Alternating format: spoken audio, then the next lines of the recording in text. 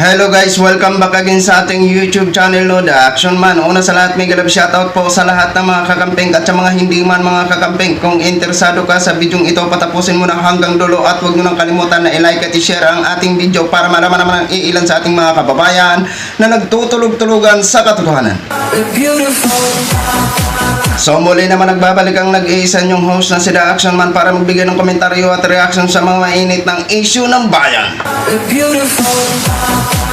So ito ho mga ka-action, mga kakamping, no, may gusto lang ho ako na i-share sa inyo regarding po ito sa latest na pinaka-latest na 18 hours ago na naka-upload po ito sa page ng Santo Tomas, Batangas University ho ng UST College ho mga ka-action, na kung saan naging speaker naman ito si Attorney Leni Robredo at nag-share ng kanyang mga inspirational message at ang pinaka-importante isinare niya kung paano mag-lectural sa regarding sa education ho mga ka-action. So napakaganda po ng kanyang mga sinabi dito. Mahaba po ang video kaya sana patapusin nyo hanggang dulo nang sa ganun ma-inspired naman kayo kung ano ang mga sasabihin ni Attorney Leni Robredo.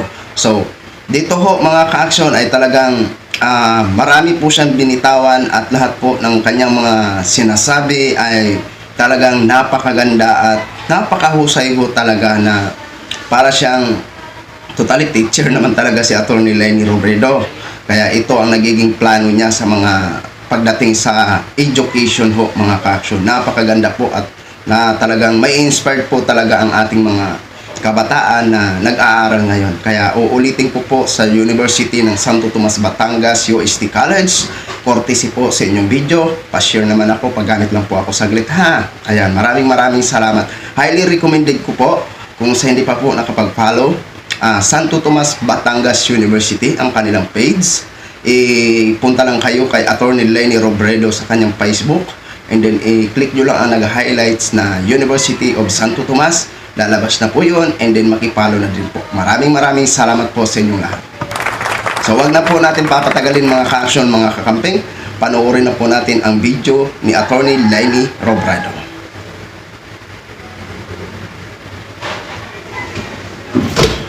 Ladies and gentlemen, our esteemed keynote speaker is the 14th Vice President of the Republic of the Philippines.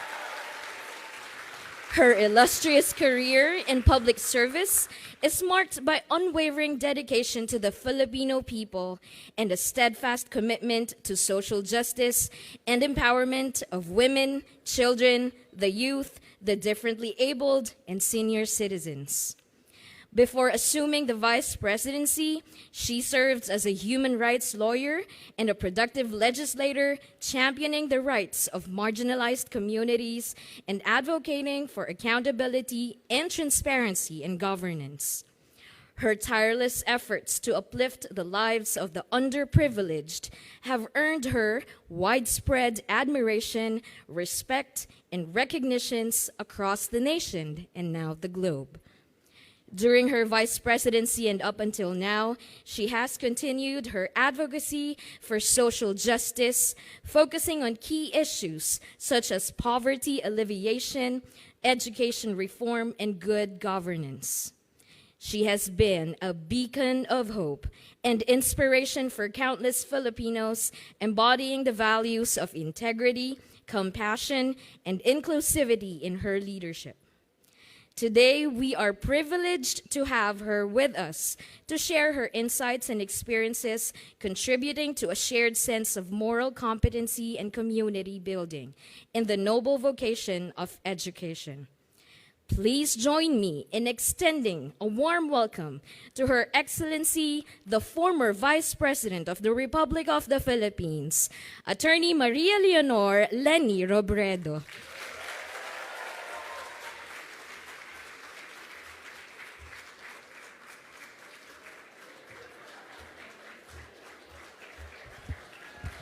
Maraming salamat. Maraming salamat po. Maupo po tayong lahat.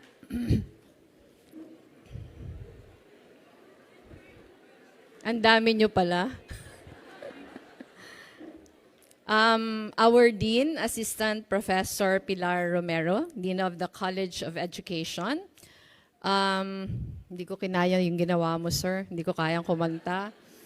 The chair of the Secondary Education Department, Assistant Professor John Christian Valeroso, all the other officials of the university and of the College of Education, all the students who are here, the academic staff, the program chairs, the support staff, lahat pong mga bisita, magandang hapon sa inyong lahat.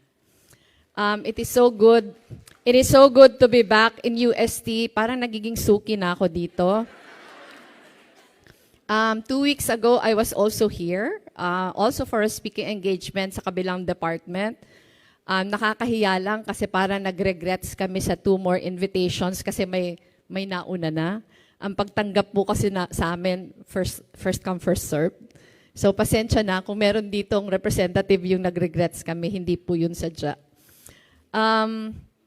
Gaya ng sabi ko, nagiging suki na ako. So it is such an honor. It is such an honor to be invited. It is such an honor to be considered family. So salamat. Maraming salamat sa inyo. So again, first, I would like to express my gratitude to the UST College of Education for this opportunity to speak before you today.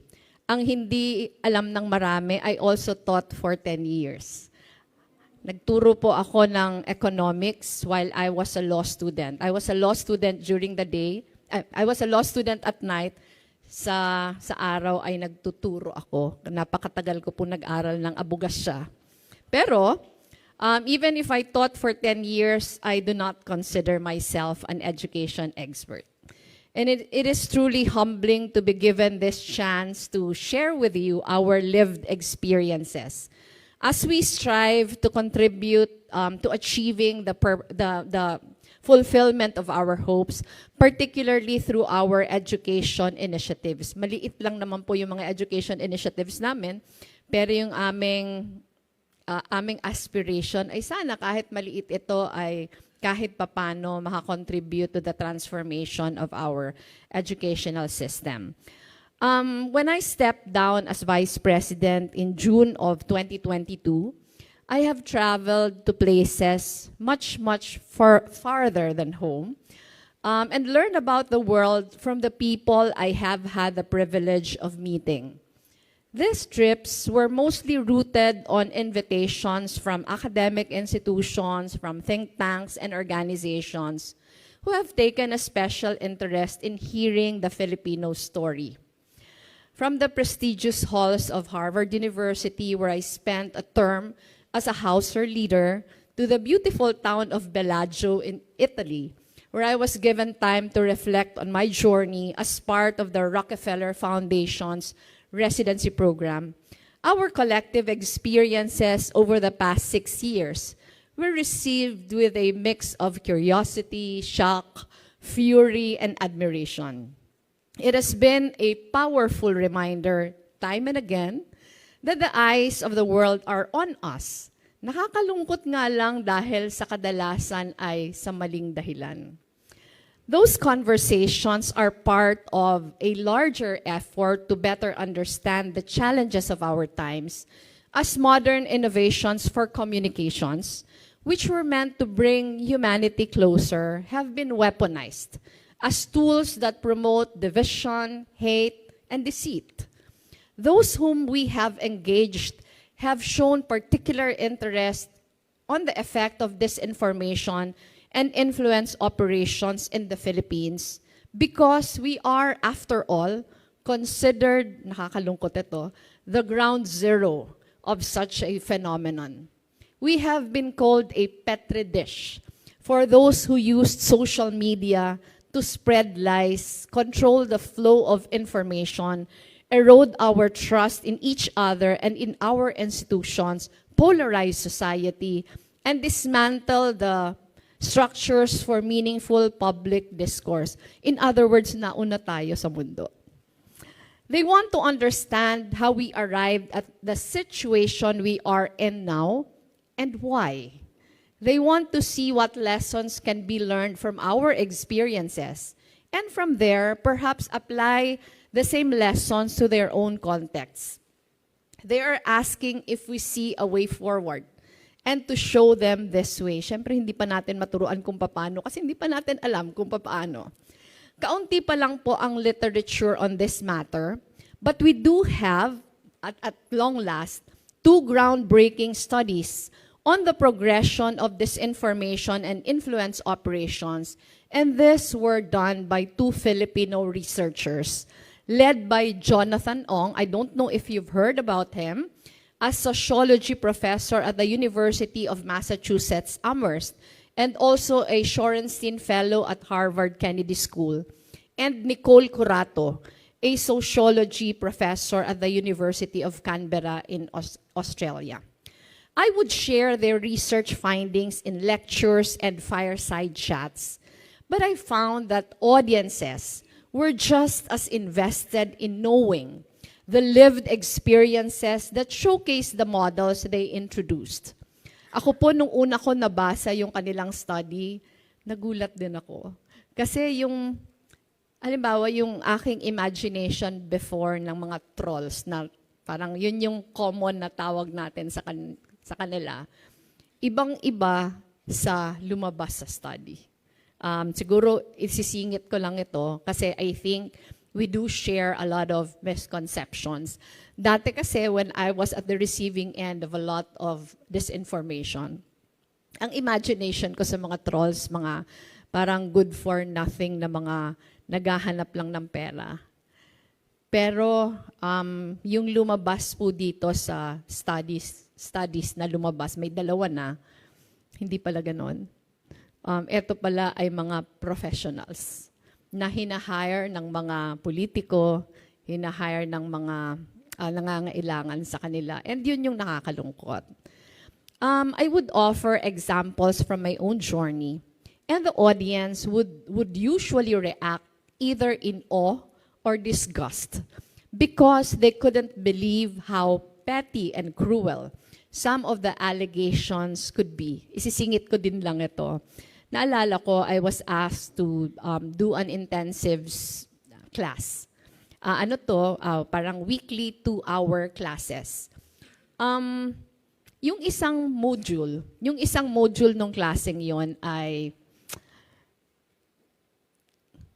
pinakita ko sa kanila sa screen yung lahat na sinasabi sa akin. Yung marami akong boyfriends, buntis ako ng 3 taon. So pinakita ko sa kanila lahat na mga itsura ng mga, lahat na itsura. So most of the attacks against me were gendered. Alam niyo naman yon.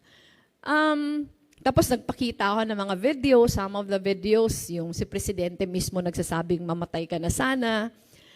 After that particular module, ang daming nagme-message sa akin, ang daming nag-i-email sa akin ng mga estudyante ko. Parang tinatanong nila sa akin, are you okay?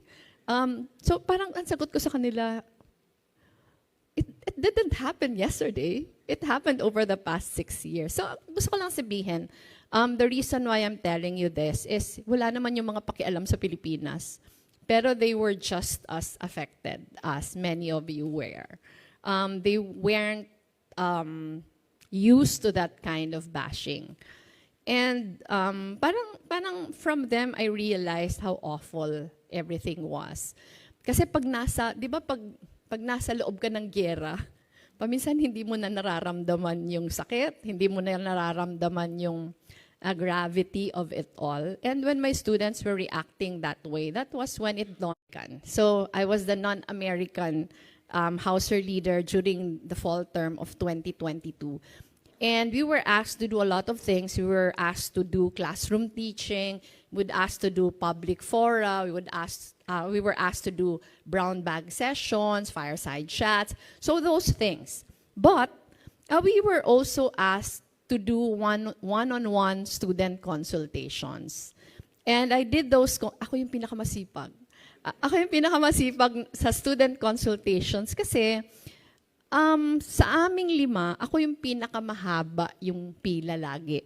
So I was only asked to report 4 days a week, but I would report at least 5 days a week just to finish the long queue.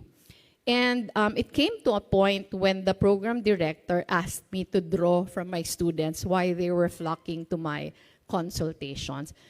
Hindi po dahil ako yon. Pero ang sabi ng mga estudyante ko, they were hungry for non-American views.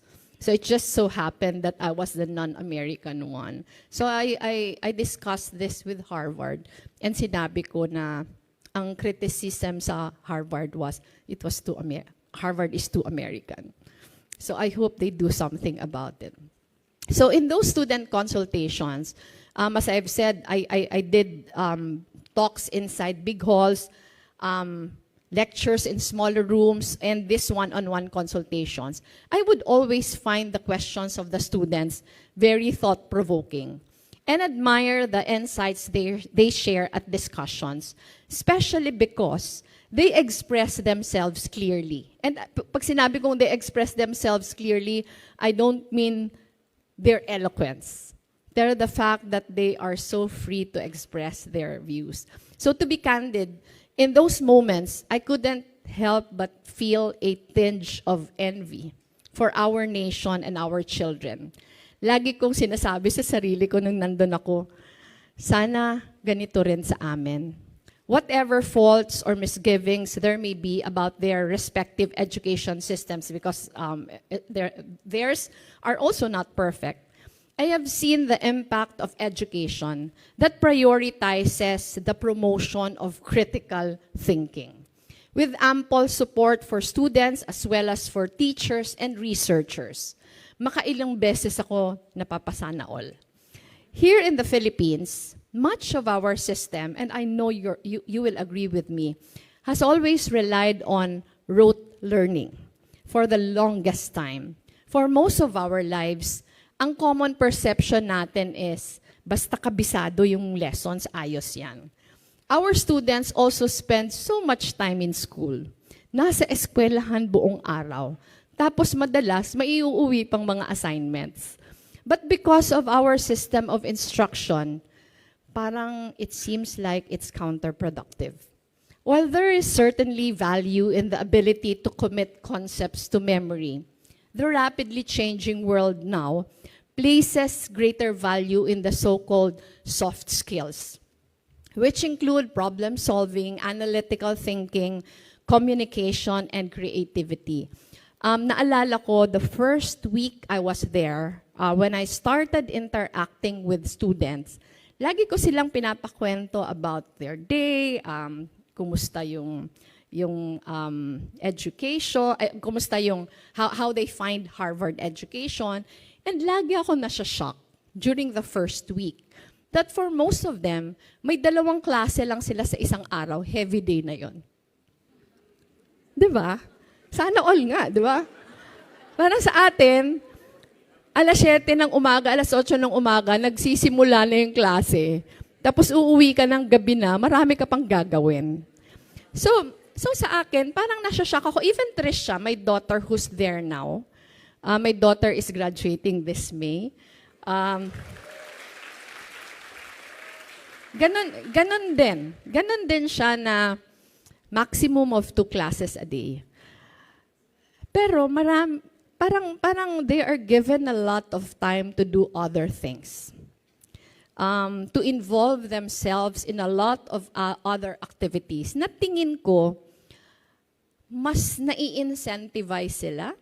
Mas nai-incentivize sila to spread their wings, to pursue their interests. So marami ding ayokong ikukwento ko to, pero hindi ko sasabihin na sana all kasi syempre ang Harvard iba 'yon kasi ang laki ng endowment nila. So wag tayong magnanais na maging pareho nito. Pero ikukwento ko lang siya as a matter of perspective.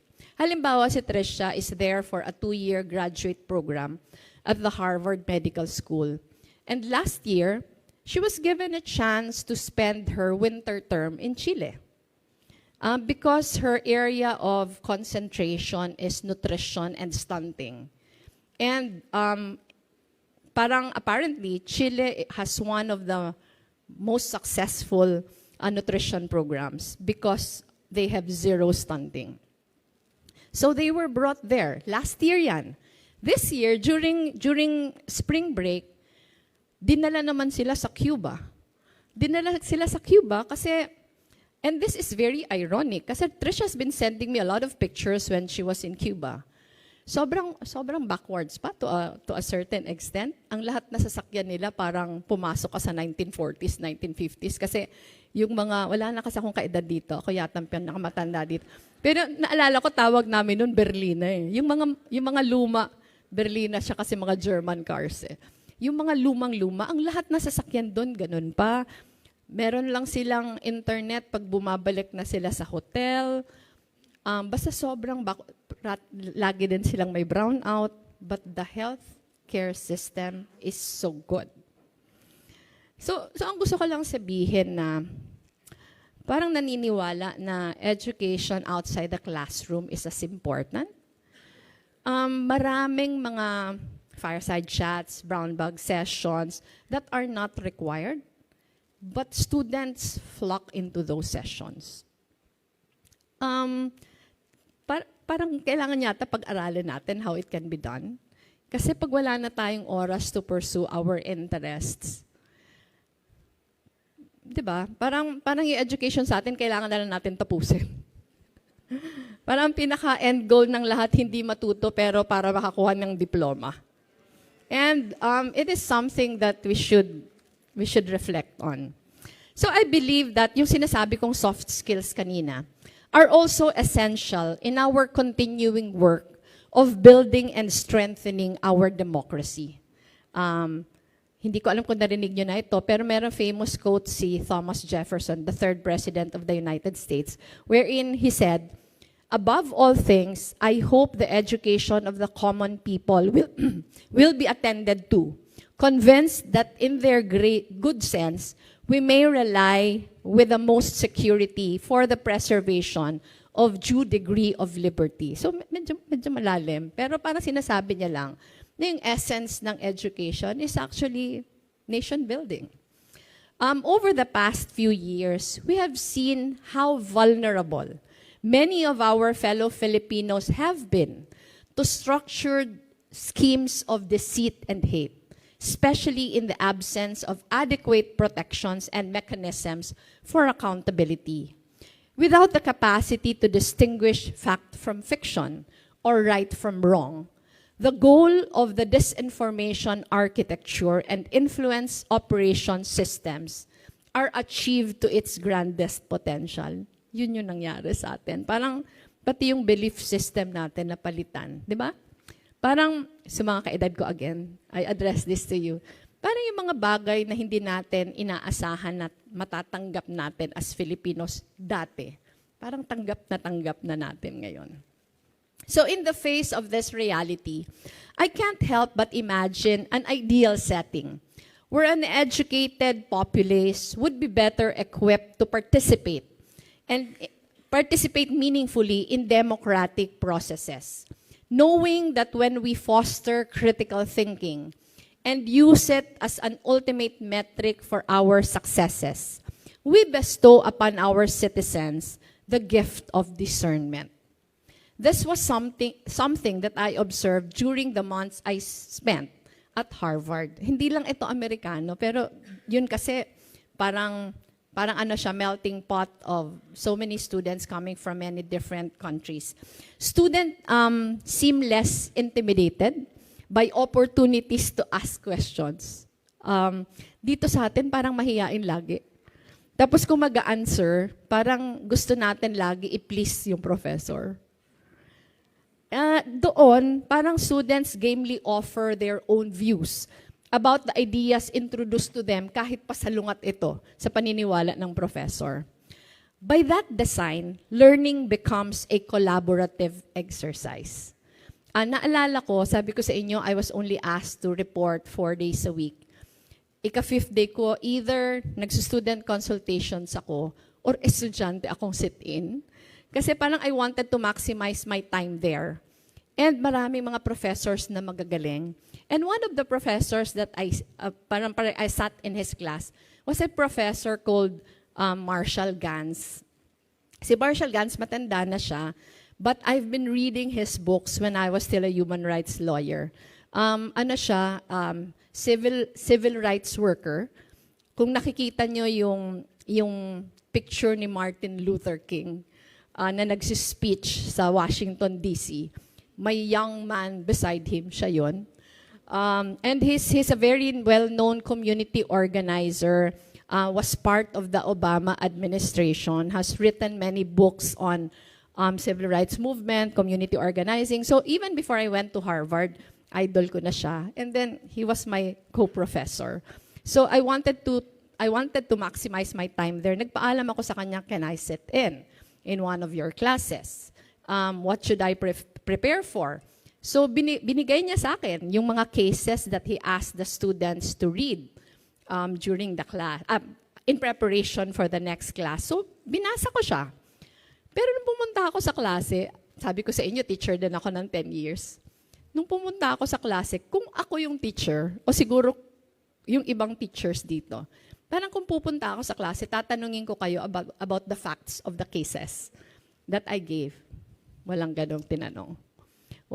Hindi pinag-usapan yung facts, pero pinagdebatehan kung sang-ayon sila dun sa conclusion ng case. And maraming naglabasan ng mga theories against dun sa mga kasong lumabas. Pero hindi ako nakapagsalita. Para nasa likod ako ng klase, manghang-mangha ako. How students have the freedom to negate.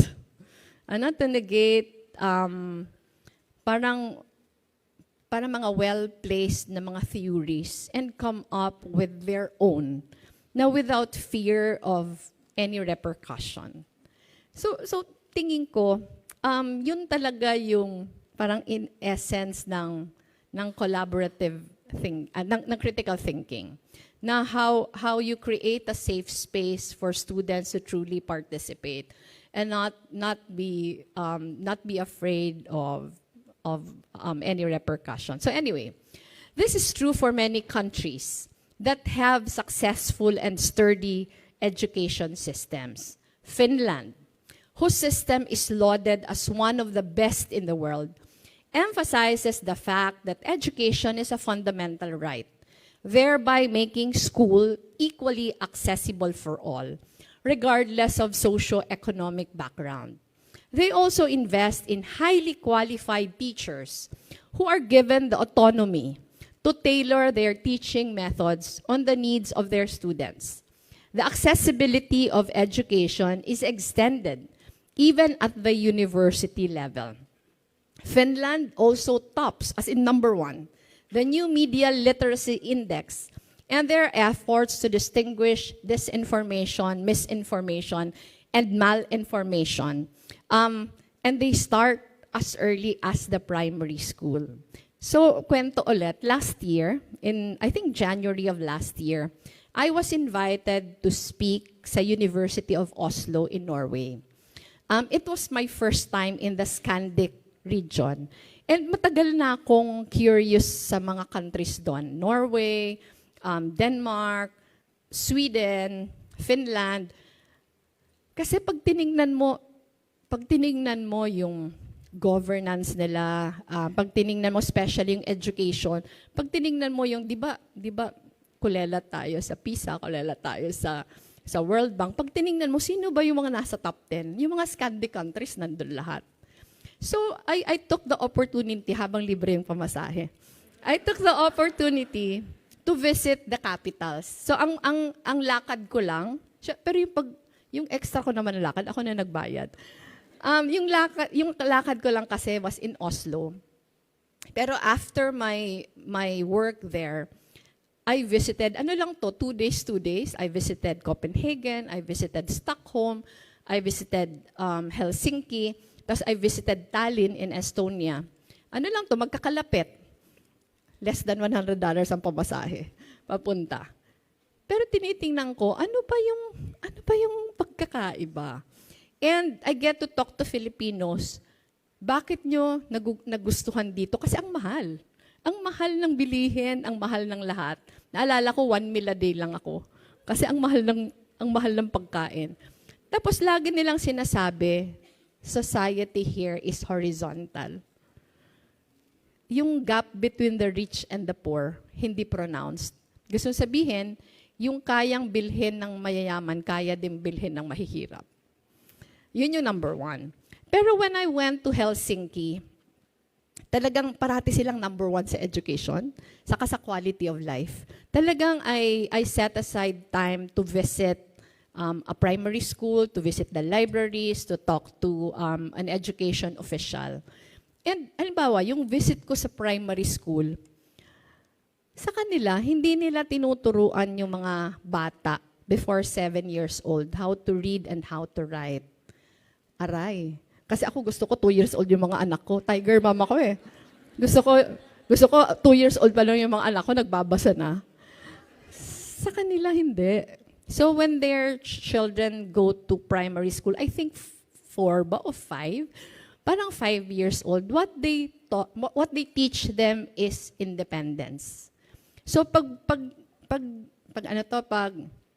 nanood ka ng ginagawa nila, tinuturuan nila how to use the bathroom alone, how to change their clothes alone, how to serve their own food, and love for the outdoors. So pagpunta ko in the dead of winter, grabe yung snow, sobrang lamig, pero yung mga bata gumugulong-gulong lang sa lamig. Kung dito sa atin, di ba, pag mainit lang, may mga tuwalya na kaagad sa likod yung mga bata. So, sobrang iba.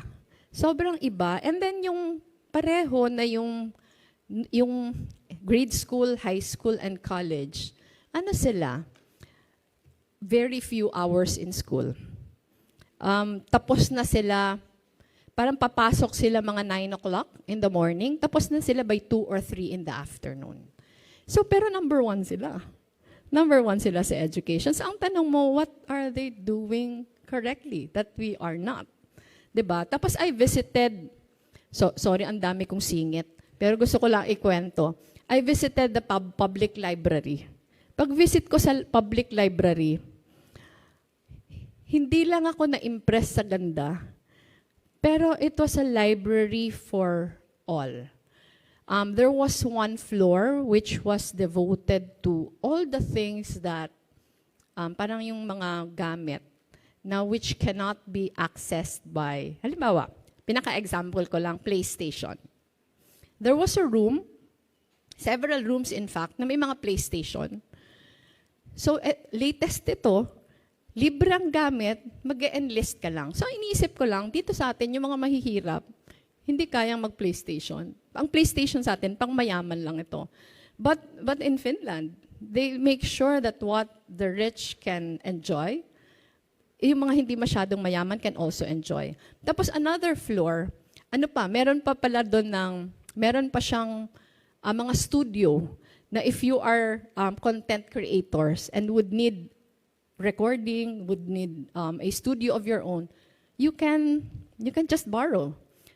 Magpipirma ka lang. Another floor is devoted to parang livelihood siya ng mga ordinaryong tao. May isang malaking hall na lahat tahian. So may mga naka-display doon ng mga products nila. And hindi lang to aral-aral, pero nagne-negosyo sila. Pero dahil siguro wala silang gamit, kasi mga high speed. So kahit wala silang gamit sa bahay, pwede nilang gawin doon. Merong mga chef na siguro kulang yung gamit nila sa bahay para magluto. They can use the kitchen that's available for everyone. There was another room where may mga 3D printers na they can be used by anyone. Kailangan mo lang mag-enlist. So para sa akin, it not only democratizes everything, pero it makes everything accessible. 'Di ba? So ang galing. Tapos ito yung pinakamagaling sa lahat. Kasi I read that how to combat disinformation is being taught from preschool. So, nabasa ko yun, pauwi na ako. So, hindi ako mapakali. When I went back, I asked for an appointment with the ambassador of Finland to the Philippines. Tatanong ko lang talaga kung bakit. So, ang sabi nila sa akin na, remember that we share a border with Russia. And it has been ingrained in us to always prepare our citizens for any eventuality. Ang galing, di ba? Masyadong forward-looking. So at a very young age, parang yung hindi problema yung disinformation masyado sa kanila. I think there are also attempts, pero not ang effect sa kanila not in the manner that it affects us or not in the manner that it affects the US. Sa kanila parang mas insulated kasi at a young age, it is part of the education system already na how to combat or how to prevent that. So, the investment in educators is also shown by Singapore, as their public schools are led by only the top 5% of their graduates. So not everyone can be public school teachers, who undergo additional training and are properly compensated. Their curriculum is likewise updated regularly, and parents and families are encouraged to play an active role in the students' learning. Ito singit ulit. Kasi during the campaign, maraming volunteers during the campaign na BPO workers. So I have had many interactions with them, pati yung mga supervisory levels na, saka mga recruitment managers. And sinasabi nila sa akin, yung recruitment managers na it is so difficult to recruit. Kasi halimbawa, the software, the skills, the skill sets, masyadong limiting. Halimbawa, yung software, sabi nila, eto na yung, even the better schools, ang tinuturo, hindi na ginagamit. So baka dapat may conscious effort to regularly update. Kasi alam naman natin, di ba? Alam natin na pag technology, faster than lightning yung pagpalit. Another example, during the pandemic, we launched a program called Trabahope. Ang Trabahope, one aspect of that was we put up an online jobs matching platform, and we got partners who were employers. At one point, we had 27,000 jobs available. Pero alam nyo kung ilan lang yung nag-qualify? 16,000. Yun lang yung nag-qualify kasi yung skills na hinahanap wala sa atin. So gusto sabihin may problema talaga yung education system natin. Parang masyado pa tayong conservative and traditional. Nakita niyo naman yung sinabi ko kanina sa Finland. Sa kanila, may laya yung teachers na mag-adjust ng kanilang. Dito kasi sa atin masyadong bureaucratic, di ba? Kahit alam na ng teacher na kailangang i-adjust, hindi niya ma-adjust kasi parate siyang constrained by the bureaucracy, especially in public schools. Nagre-react yung mga teachers. Ayun, yun din yung frustrations natin, di ba? Sa Finland, sobrang autonomous ng mga teachers. So in an ideal life, we give our Filipinos the same, we should give our Filipinos the same sturdy foundation which allows them to contribute to and benefit from the democratic process, regardless of their background or circumstances. Every one of us knows that the Filipino can and should demand more from our government and from our elected officials. Everyone embraces the fact that they have the right to stand up for something, and with a better understanding of societal issues, that their voices can be an instrument to promote the common good. Unfortunately, since these are given less emphasis in our current education system, we find it very difficult to catch up with the demands of our times. And while we know that the Filipino is capable of so much more, especially the young, it borders on tragic that so many of them have their wings clipped too soon, as poverty and lack of access to education hold them back and hinder their capacity to dream and to grow. I understand that for so many Filipinos, the understanding of their role in democracy and the desire to embrace it is still far from reach. Para sa milyon-milyon nating mga kababayan, malayo ang konseptong ito sa bituka. Dahil ang hangad lang naman ay may pagkaing maihain para sa pamilya sa araw-araw.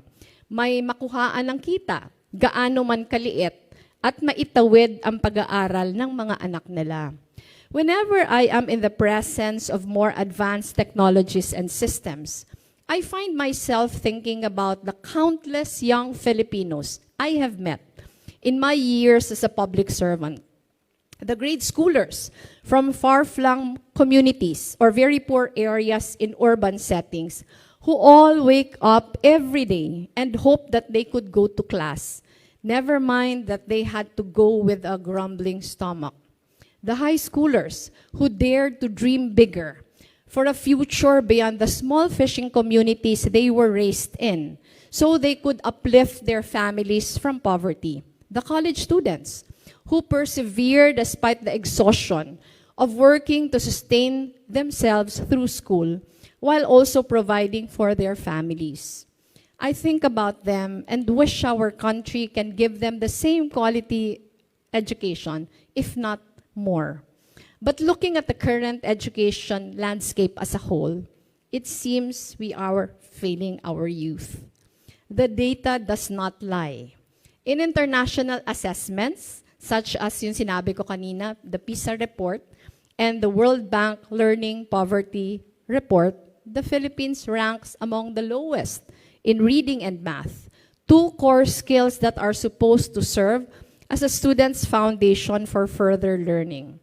The situation is so severe that it drove the Second Congressional Commission on Education, or EDCOM, narinig niyo na siguro yung EDCOM, to call its Year 1 report, Miseducation, the Failed System of Philippine Education.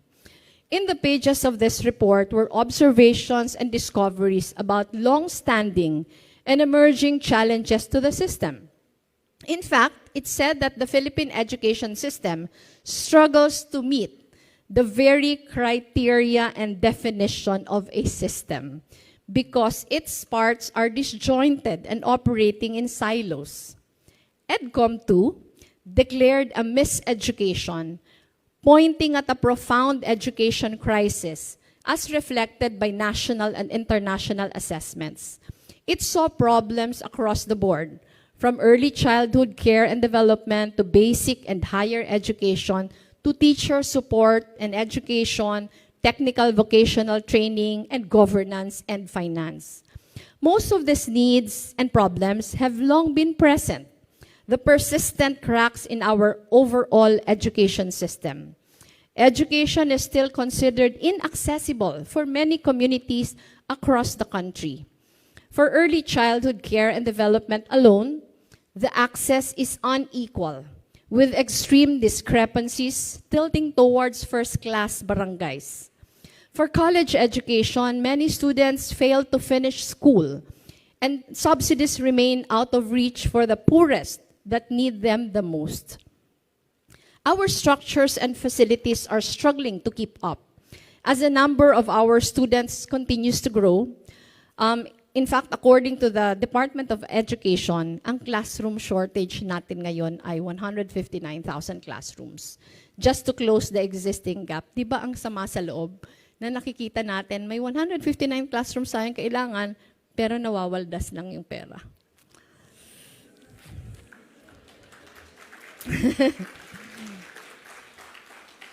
So the need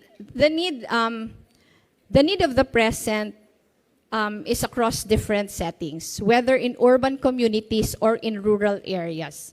Our teachers have been overburdened by administrative and ancillary tasks, while compensation and career advancement opportunities are severely lacking.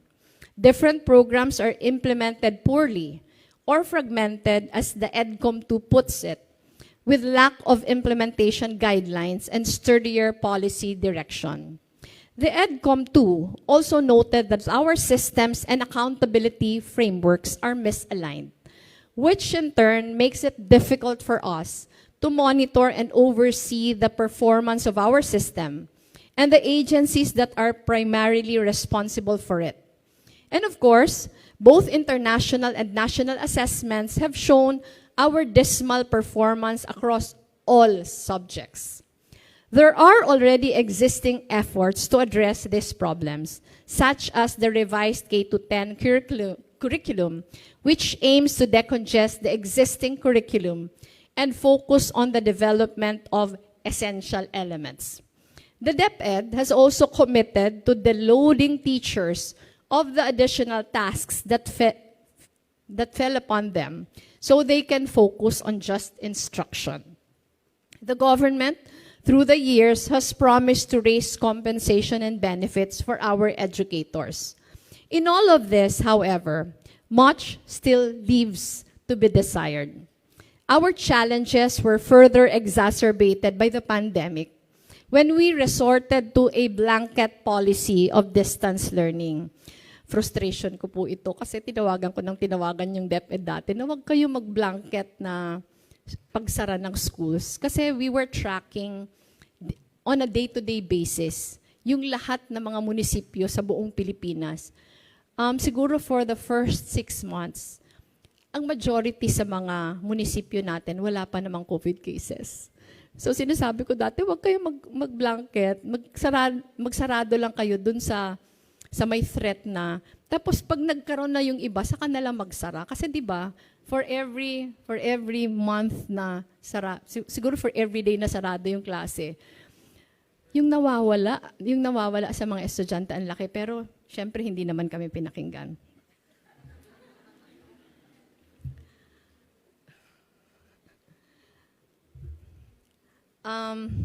So yun. Hindi kami nagkakaintindihan ng aking teleprompter. The unfamiliar concept left teachers, students, and families scrambling for direction and guidance.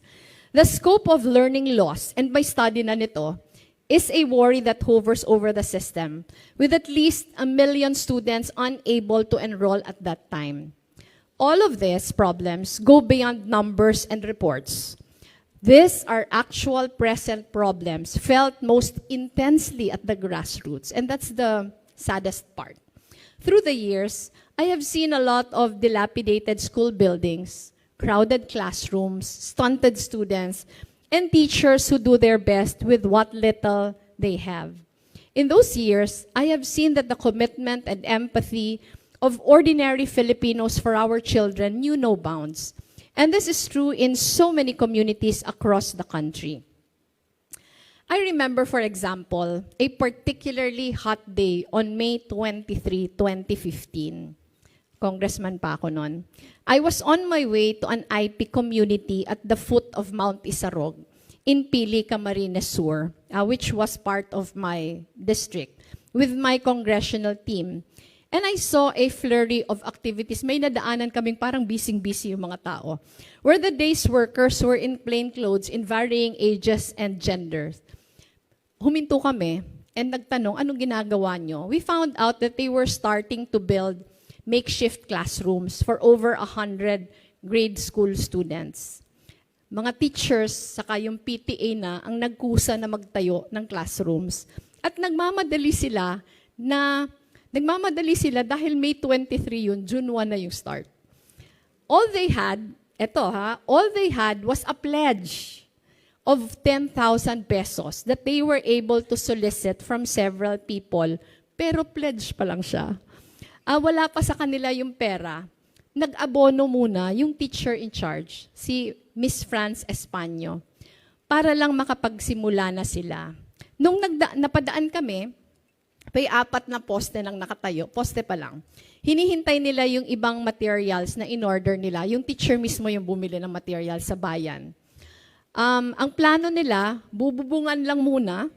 Tapos, naalala ko, parang naghahanap sila ng mga tarpaulin na luma. Yun daw muna yung, parang ang plano nila, kalahati muna ng walls, yung lalagyan. And dividers lang muna. Saka na lang lagyan ng tunay na dingding kapag may pera na ulit. Binuksan ko yung pitaka ko, kaunti lang naman yung cash na dala ko, binigay ko na. Naalala ko, nagtira lang ako ng 200 pesos so that they could proceed more freely with their plans. Tapos, I posted about this encounter on my Facebook page. And in less than 24 hours, several kind-hearted people reached out to me to pledge their support. Kung naalala ko, naka 300,000 kami. In less than 24 hours. And soon, a private company pitched in with a pledge of a 2-classroom building. Among those who immediately reached out to me was our late friend, Lino Rivera, who was then the Undersecretary of DepEd. Through him, we found out that that school was just an extension of an elementary school in the area. So pag extension kasi wala pang school ID, which was why it had no budget yet of its own. USEC Lino offered to shoulder what else was needed so that the extension school could operate in time for the opening of classes. Another friend, USEC Mario Diriquito, who is head of BDO Foundation now, DepEd USEC din siya, also came on board to address the problem, making calls to different units of DepEd to facilitate help for the school. Tapos pumunta si USEC Mario, sinamahan kami, and his team from DepEd visited the site, and in no time, the extension school was given a 4-classroom standard school building. So meron na kaming makeshift na galing doon sa mga patak-patak. May picture ba dyan? Ayan yon. Tapos, meron ng 2-classroom building na galing sa private company, tapos may 4 classrooms pa galing sa DepEd. And the reason why I'm telling you this now, because it was a display of bayanihan at its best, anchored on a heartbreaking reality that ordinary Filipinos have had to compensate for the failures of our education system. Years later, when I was already vice president, I would encounter more communities that find anchorage in teachers who dared to defy distance and hardships just to educate the young. In Sitio Macantog, an upland IP community in Tanay, Rizal, may picture ba? Ayan. We found a lone structure which was an annex of Rawang Elementary School, kung meron ditong taga Tanay. There was no electricity in the area. In fact, isang oras kaming nag-hike kasi umulan the night before. Sobrang putik ng daan. Dala-dala namin yung Meralco Foundation to distribute solar kits in partnership nga with One Meralco Foundation. As we went around the area, we met Mr. Brian Celajes, the only teacher for the annex, who was handling multi-grade levels from preschool to grade 6 siya ang teacher. Ang kwento po ni Teacher Brian, doon na siya natutulog during weeknights, kahit walang kuryente. At mas komportable sana sa sarili niyang bahay sa sentro kasi mahirap mag-hike ng balikan araw-araw, lalo na kapag maulan. In Sitio Lipata, doon naman to sa amin sa Camarines Sur. It is a remote island in Caramoan, Camarines Sur. We met Wendell Alvarez, an ALS teacher, who would brave hour-long boat rides over open seas. His big backpack filled with teaching materials for his students in the community. Kami po mismo ng aming staff nung we had to take those boat rides ourselves. At hindi talaga siya madali, lalo na kapag masama ang panahon. I remember it was raining so hard the first time we visited, and ayaw kaming payagan nung Coast Guard na lumayag. Pero nagpumilit ako. Pero dahil hinihintay kami ng community, so mahigit 1 oras, nasa gitna kami ng malalaking alon. Wala pa ding kuryente doon sa isla. Meron na ngayon. Na-request na namin. So nagkaroon na ng kuryente last year. And when we first visited, 2 bahay lang ang may generator doon. So in the entire island, may dalawang bahay na may generator. Ang kwento nila, kada gabi, nagtitipon yung community doon sa 2 bahay para mapanood nila si Coco Martin. Saang probinsyano. So ang kwento doon, yung isang bahay, yung lahat na matatanda nandun, sa isang bahay lahat naman ng mga bata. Ang saya, di ba? So, Teacher Wendell had to make that difficult trip every week and exert his best effort to educate even without proper facilities. It really spoke of his determination and commitment to the community. Experiences such as this strengthened my resolve to help achieve the goal of a stronger, more robust education system. We at Angat Buhay have dedicated much effort in spaces big or small to fill in the gaps in existing initiatives. Our efforts are fueled by the generosity and goodwill of institutional partners, donors, and volunteers. Collaboration is at the heart of everything that we do. And education still stands as a key pillar in our continuing mission to help uplift Filipino lives. Time and again, we have been called to step up. We built classrooms for early grade learners so we could help ease the huge backlog. We put up dormitories in public high schools after finding out that there were many students who would drop out because they lived far from school, and some of them had to walk 3 to 4 hours each way every day just to attend classes. At the height of the pandemic, we distributed computers, laptops, and gadgets, produced instructional videos on distance learning for parents and teachers, and established 129 community learning hubs across the country to ensure that learners still had access to equipment, to materials, and tutoring support while schools were closed down. As a nonprofit organization, one of Angat Buhay's focus is on remedial interventions for literacy and numeracy. This is in response to the international assessments and our actual experiences with learners in our community learning hubs, which proved the studies correct. During our distance learning interventions, we found that many of the students still did not know how to read, including older ones who were able to advance to higher grade levels through the practice of mass promotion in public schools. May ikakwento lang akong ulit na isa. Pasensya na, nag-overtime na yata ako. Na-invite kasi ako sa isang, we received an invitation to attend the launch of a reading program in one of the public high schools in Camarines Sur, which was part of my district when I was still in Congress. So nakita ko high school, so okay, high school, okay naman, may reading program.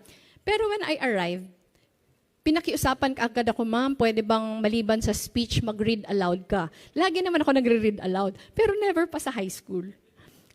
Tapos binigyan ako ng, alam niyo yung big book?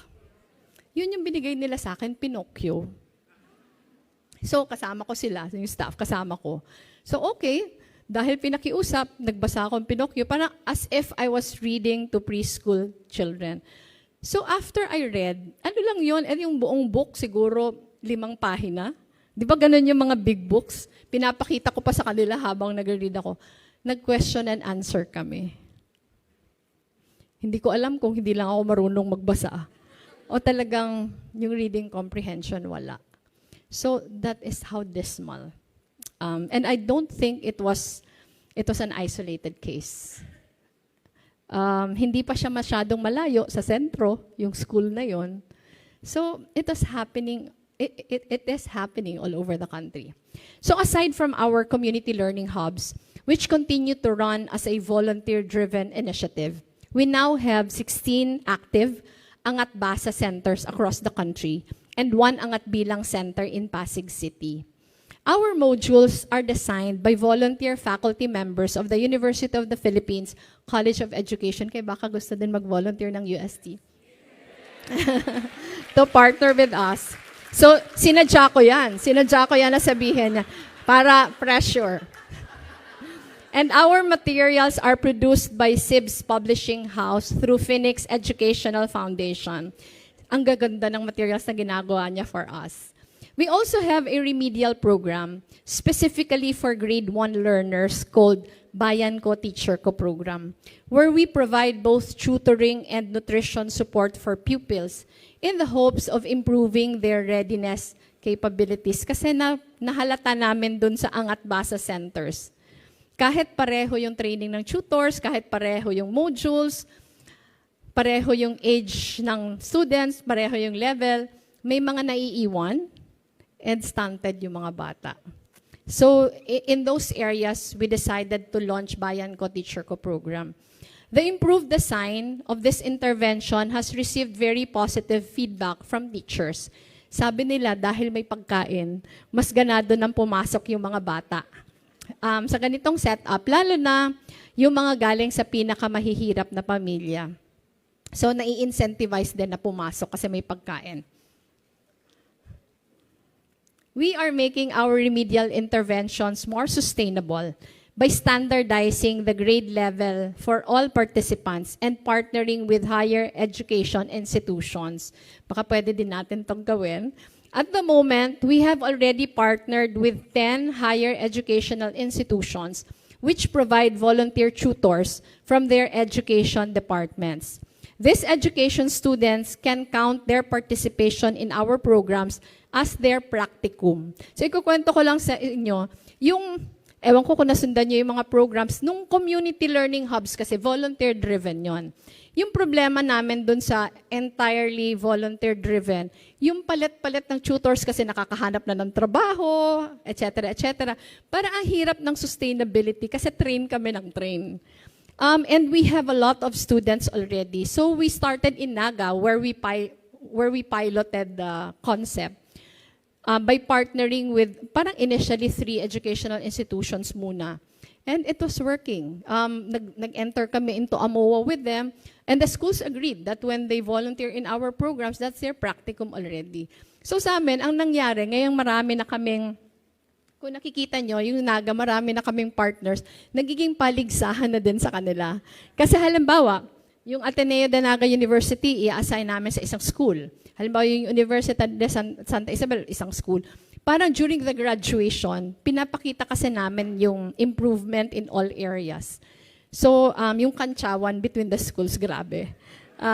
Which is good for the program. Kasi talagang desidido yung mga schools na yung estudyante nila yung magiging pinakamahusay. So, aside from tutoring support, Ateneo de Naga Psychology Department is also training our parents on learning continuity at home and values formation. This we found to be very, very effective. Kasi, karamihan doon sa mga left behind, we found out na hindi lang stunting yung problema, pero the teachers can't do continuing support pag nasa bahay na. So kasama ito sa training. Yung parent training program is in parallel with the Bayan Ko Teacher Ko program. And sobrang nakakatuwa kasi akala namin pipilit na namin yung parents na mag-join. Hindi. Interesado sila. So we also tapped civil society organizations and LGUs to help sustain our efforts. Additionally, Angat Buhay will break ground this coming week on the future site of a training facility for food security, which aims to make the nutrition component of the program more sustainable by capacitating parents of enrolled beneficiaries on community gardening and nutritious food preparations. Kasi ito, singit ulit. Ina-find out kasi namin, kahit pinapakain namin yung mga bata sa schools, 1 meal lang yon, or at the most 1 meal and 2 snacks. Pero pag, eto pa, hindi pwedeng ipadala sa kanila sa bahay. Kasi yung good for one child, pinaghahati-hatian. Yun yung 1. Tapos number 2, pagdating sa bahay, hindi pa din nutritious yung pagkain. So ngayon, part of the parent training is we are promoting backyard gardening. Tapos may itatayo kaming facility ngayon na parang dun yung training, tapos dun din yung parang nursery nung mga itatanim, kailangan nilang itanim para mas nutritious yung food preparation at home. At this moment, we are working with our partners to facilitate this holistic shift in at least 10 other areas, including General Santos City, Tagoloan, Misamis Oriental, Calamba, Laguna, and Olongapo City. Bakit dito? Kasi dito kami may partners on the ground. Mahirap ipilit kung walang partners on the ground because we are a very small foundation. Kailangan namin all the help that the local partners will give. We are hopeful that other academic institutions, civil society organizations, and local governments will be encouraged to follow suit. As an NGO, Angat Buhay also continues the infrastructure support that we started during our days in government. One of this is the construction of campus-based dormitories, our response to high dropout rates in far-flung areas. Sa mga malalayo at mahihirap na lugar po kasi, kadalasan, kaunti o iisa lang ang high school. Hindi gaya ng grade school na maraming malapit. At malayo sa tinitirhan ng maraming estudyante. Through our dorms initiative, we witnessed the growth of student dormers as we gave them the opportunity to focus on their studies in clean and safe living spaces, doing away with the daily hours-long journey to and from their houses. Among our dorm guests were high school students who had to cross rivers, hitch a ride on the back of delivery trucks, and walk for several hours just to get to class. When we transitioned as a nonprofit, we expanded this initiative to support students in state universities. Our additional batches of dormers now include members of the Dumagat and Agta tribes who are studying in Southern Luzon State University in its Infanta Quezon campus. And they are the first in their families to go to college. This past year, we also opened our dormitory for girls at the Central Bicol State University for Agriculture, where most of the dormers are from the island communities, na kahit libre yung tuition, hindi pa din mag-aaral kasi walang pang board and lodging. Sinasabi ko kanina na paminsan hindi natin to nakikita. Sasabihin natin na, bakit naman libre na nga yung tuition, hindi pa din mag-aaral? Pero ba, yung members ng Agta and Dumagat tribes, sa bukid nakatira. So kahit ilibre mo yung tuition nila, kung wala silang titirhan na malapit sa eskwela, hindi na lang din mag-aaral. Our students from the island communities, kung walang pambayad sa board and lodging, hindi na din lang papasok kahit palibre yung tuition. Kaya malaking tulong na hindi nila kailangan gumastos para sa pamasahe. We are on our way to exceeding the number of dorms that we built in our 6 years in OVP. Ito ironic kasi wala na kami sa gobyerno, pero mas marami pa kami ngayon na construct ng mga dorms because of partners.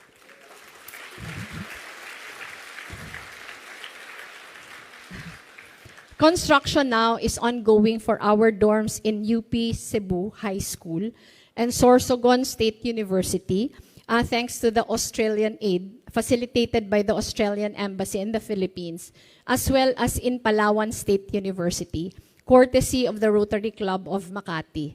Mahirap mamalimos. Buti na lang mababait yung mga Pilipino. In the face of all the gaps in our education system, it is inevitable to wonder whether the work for an informed and engaged citizenry is already a lost cause. But I believe otherwise, and I choose to keep faith in our sense of solidarity, as exemplified by our experiences through the years. Beyond all the reforms needed in social media platforms and policies, community is crucial in reclaiming our nation and the values we hold dear. This is an insight that many experts apparently share. For example, when I joined a panel discussion at the Obama Foundation's Democracy Forum in late 2022, we spent some time going into the technicalities of the problem, how algorithms change behaviors, and the changing landscapes on social media platforms. But we ended our session agreeing on one thing. There is a need for public spaces where ideas, especially lies, are challenged, where debates are healthy, and where courtesy and understanding thrive despite disagreements. The key, we all said, was community, the willingness to work together towards a common goal, putting the greater good above all else. To put it simply, if the grand strategy of disinformation actors is to stop us from talking to each other as citizens of goodwill, then the goal of the counter-disinformation agent must be to have people talk to each other again with enough respect and trust, and with an awareness that we all share one country and one world. If disinformation wants to prevent consensus and has eroded the spaces that allow for such consensus to be built, then we must either repair those spaces or build new ones. Konting singit lang, there is a private initiative now called Build Pilipinas. I have been invited to their launch, and this is exactly what they hope to achieve. To get a lot of partners so that yung counter disinformation, ayaw nating gawin na dahil may trolls sila, magto-trolls din tayo. Pero ang gusto natin, that we will provide for the truth narratives as against the lies. So, I hope Build Pilipinas will visit UST para makakuha ng maraming partners dito because they said that they will be going around the schools. At the heart of the community that we hope to build are our educators. The work of strengthening our democracy is never easy, especially in the face of systemic challenges and persistent attempts to tear our social fabric apart. But, ang tawag sa educators are the fountains of purest light, diba? We count on our teachers and future teachers and professionals to lead the call to change and improve our education system, to stand for what is right and true, to defend our values even more fiercely, and to operate in empathy and solidarity. As future Thomasian educators, you are blessed with the immense privilege of learning from a center of excellence and a premier institution for education. Napakapalad nyo na nandito kayo. But beyond that, you have been raised in compassion, choosing to keep your heart open. Sometimes just sitting with others, holding their hand, and commiserating in their ordeals. Paminsan kasi, ito yung wala, di ba? Parang paminsan akala natin yung husay, yun na yun. Pero mas talo ng compassion yung husay. Letting your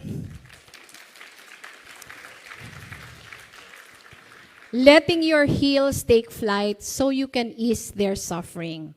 The work of an educator is complex and deeply personal.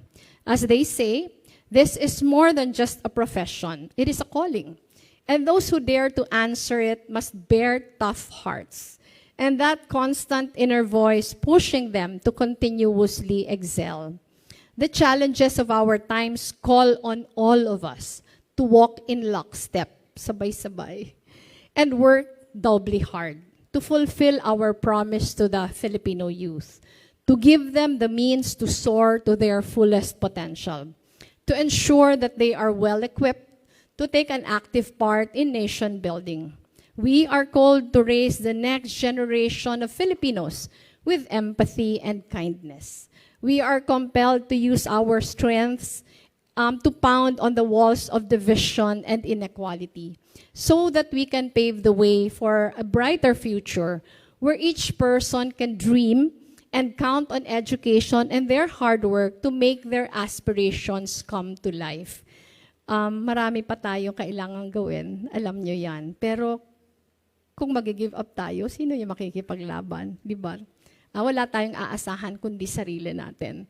Napakarami pa yung umaasa sa atin. I hope that our future educators in this hall will live up to the promise of the UST College of Education that you continue to uphold, to raise compassionate bearers of knowledge, vessels of hope, and a source of unending grace for so many others. Sana hindi lang yon saying dapat isinasa puso.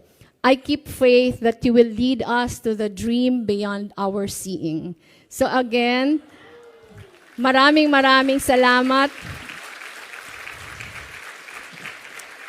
Hindi pa tapos. Kasi may hihingiin ako sa inyo. I look forward to a partnership with you.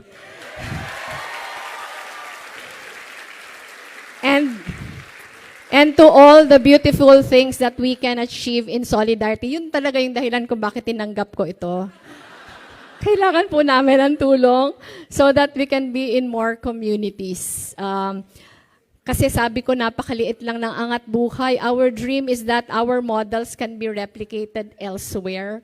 And sana the UST College of Education can be with us in our pursuit for this dream.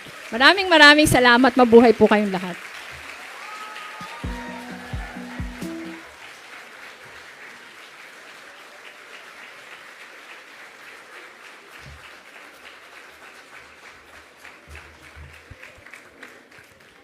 Thank you very much, Attorney Lenny Robredo, for that powerful keynote speech.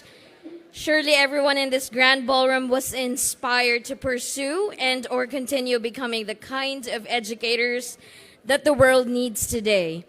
So yun na ho mga ka-action, mga kakamping no, napakinggan na po natin ang napakaganda ng makahaba-haba at napakaganda na mensahe ni Attorney Leni Robredo para sa mga UST College ng Santo Tomas, Batangas. Congratulations! No?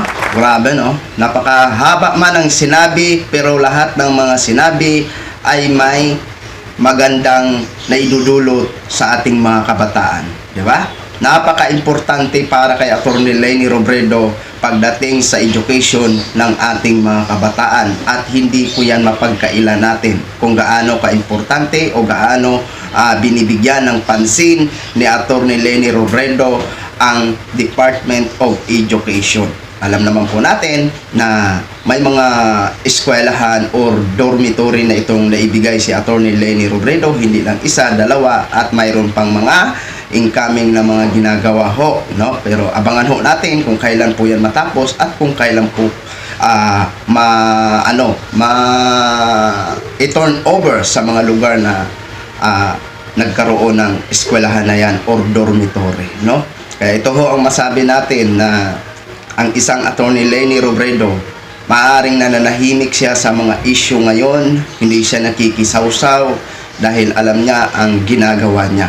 Pero hindi po siya nananahimik pagdating sa mga kakulangan ng gobyerno natin, katulad nga po ng eskwelahan at mga dormitory at mga school materials ng ating mga mag-aaral. Kaya dahil kahit nanahimik man siya sa mga issue, pero patuloy pa rin siya na tumutulong sa pamamagitan ng kanyang programang Angat Buhay Program. Kaya Attorney Leni Robredo, sa mga magaganda mong ginagawa ay mas lalo pang dumadami at pinapahanga mo ang sambayan ng Pilipino sa inyong mahusay na kahit hindi ka man isang leader ng Pilipinas, ikaw ay isang private sector, pero ipinapakita mo pa rin kung gaano ka-importante ang part ng education. Kaya maraming salamat po sa inyo. Mabuhay ka po, mabuhay ang lahat ng mga donors ng Angat Buhay program mo, at lalong-lalo na po ang mga volunteers nationwide all over the world. Congratulations sa inyo at maraming salamat sa inyong pagserbisyo ng libre sa Angat Buhay program ni Attorney Leni Robredo. So yun lang ho mga ka-action, gin-share ko lang ho sa inyo. Maraming salamat po sa ating mga viewers Luzon, Visayas at Mindanao all over the world.